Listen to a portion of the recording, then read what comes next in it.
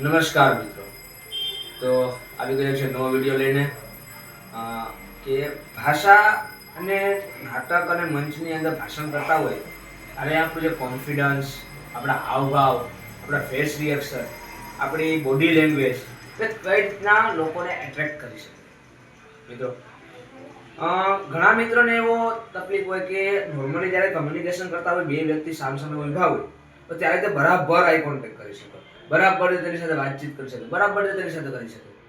પરંતુ જ્યારે વાત આવે કે 2-5 વ્યક્તિ ગ્રુપમાં બોલવાનું છે કે સ્ટેજ ઉપર જઈને તેને ભાષણ દેવાનું છે કે વક્તવ્ય દેવાનું છે, ત્યારે ઘણા વ્યક્તિ ગભરાઈ જતા હોય અને તેને કહેવાય ને કે પગ ધ્રુજવા માંડે, ગળું સુકાવા માંડે, જીભ ચોટી જાય, બ બોલતા હોય તો બ બ બ બ થવા માંડે અને ઘણી તકલીફ થાય. ક્યારે કે હૃદયમાંથી આમ ટાળ કે ને ઠંડા ઠંડા અંદર બધું લાગવા માંડે, એવું થાય. તો આના માટે આપણે શું કરવું?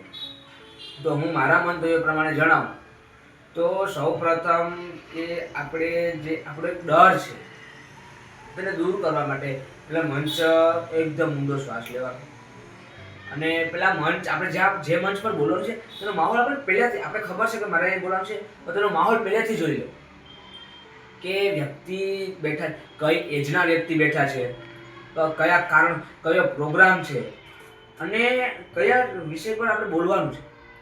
તો આપણે તેની અંદર આપણે માહોલ જોઈ લઈએ ને, આપણે અડધા રિલેક્સ પહેલાથી થઈ. પછી શું કરવું કે જો પાછળ આપણે વધુ માણસોથી બીક લાગતી હોય કે ભાઈ વધુ છે, સ્ટાર્ટિંગની વાત કરું, પછી તો આપણે નો ડાઉટ આપણે કમ્પ્લીટલી બોલશું. પરંતુ સ્ટાર્ટિંગ જ્યારે બીક ત્યારે જે પહેલી 2-3-4 જે લાઈનો બેઠી હોય તો તેની સાથે બંને એટલું વધારે આઈ કોન્ટેક્ટ કેવા વ્યક્તિ સામે કરવાનું કે જે વ્યક્તિ આપણી વાતે ધ્યાનથી સાંભળે છે તેની સામે બરાબર આઈ કોન્ટેક્ટ કરો. એનાથી આપણો કોન્ફિડન્સ વધશે. જો તમે એની જગ્યાએ કોઈ બીજા વ્યક્તિ કોઈ બેઠા કે જે આપણા હું જોતો નથી એના હું જોઉં, આપણો કોન્ફિડન્સ લો થશે. અને જે વ્યક્તિ આપણે સાંભળે ને આપણે રિસ્પોન્સ આપતો હોય એ આપણે સામાન્ય બુદ્ધિથી આપણે ખબર પડી જાય કે આ વ્યક્તિ આપણે હમ જુએ છે, આપણે સાંભળે છે, બરાબર રીતે સાંભળે છે. અને પ્લસ કે શબ્દ પસંદગી, જ્યારે આપણે આવી વાત કરતા હોય કે વ્યક્તિ યારે કમ્યુનિકેશન કરતા કોઈ પણ જગ્યાએ હોય, કોઈ સરળ શિક્ષક જોડે વાત કરતા હોય તો તે પ્રમાણે ભાષા, એના માટે શું કરવું? વધુ બુક વાંચવી. આપણે હિન્દીમાં ભાષણ દેવાનું છે, હિન્દી ભાષામાં તો હિન્દીની બુકો વધુમાં વધુ વાંચવી, અંગ્રેજીની હોય તો અંગ્રેજીમાં વધુમાં વધુ વાંચવી, ગુજરાતી હોય તો ગુજરાતીની સૌથી વધુ વાંચવાની. એનાથી શું થાય, આપણે શબ્દ ક્યારેક આપણે ગોતવો ન પડે. શબ્દ એ બરાબર રીતે એકદમ કમ્પ્લીટ રીતે આપણે શબ્દ મળી જાય. અને શબ્દ અલગ શબ્દ વાપરો, અલગ શબ્દોથી પ્રબોધન કરો, અલગ શબ્દોથી એને બોલાવો, અલગ શબ્દોથી ઉચ્ચારણ કરો ને તો એ વ્યક્તિને સાંભળવામાં મજા આવે. મજા આવે એટલે આપણે અંદરથી રિલેક્સ ફીલ થાય.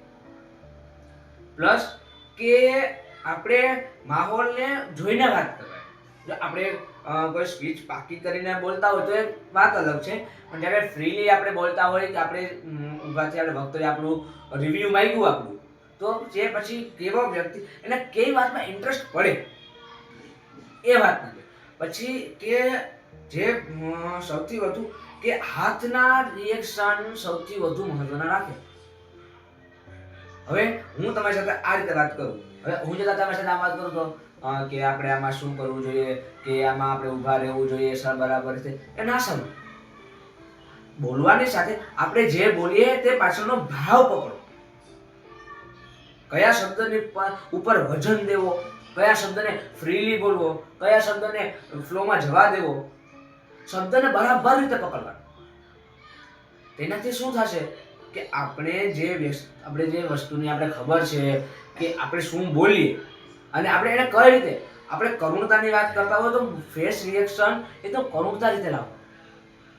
આપણે ઇન્ટરેસ્ટની વાત કરતા હોય તો આપણા ફેસ રિએક્શન એકદમ ઉમંગ આમ કે હું એક ગયો તો અને ત્યાં એને કહેવાય ને કે મજા આવી ગઈ. હું મારા મિત્રો જાણે ડુંગર ચડ્યા અને તેની પર જ્યારે મંદિરે ગયા ને જામો પડી ગયો, આમ ઉત્સાહથી વાત કરો. પછી કોઈ એ રીતે વાતાવરણ પારખીને વાત કરીએ. અને પ્લસ ને જ્યારે પણ વાત કરતા આપણે નીચે સ્પીચ વાંચતા હોય તો સ્પીચ નીચે જોઈને કોઈથી વાંચવી નહીં. સ્પીચ પર ખાલી નજર, એટલી વાર સ્પીચને કડો કડ અગર પાકે ખાલી શબ્દ હોય આપણે વાત આપણે ખબર હોવી જોઈએ કે આની આગળ આ વાત છે. અને જો આપણે ઊભા ઊભા પગ ઝૂકતા હોય અને ફ્રી જો સ્ટેજ ઉપર જગ્યા હોય કે હલન ચલન કરી શકીએ તો હલન ચલન કરીને ભાષણ કરવું એ બહુ બેસ્ટ છે. આપણે જ્યારે ફિલોસોફર તરીકે કોઈને ભણાવવા કે કોઈને કંઈ સમજાવવા પીપીટી દ્વારા કોઈ કરતા ત્યારે સ્ટેજ ઉપર જે ખાલી નોર્મલી આપણી ચહલ પહલ હોય હલન ચલન હોય ને એ બહુ ઇફેક્ટ મૂકે આપણે.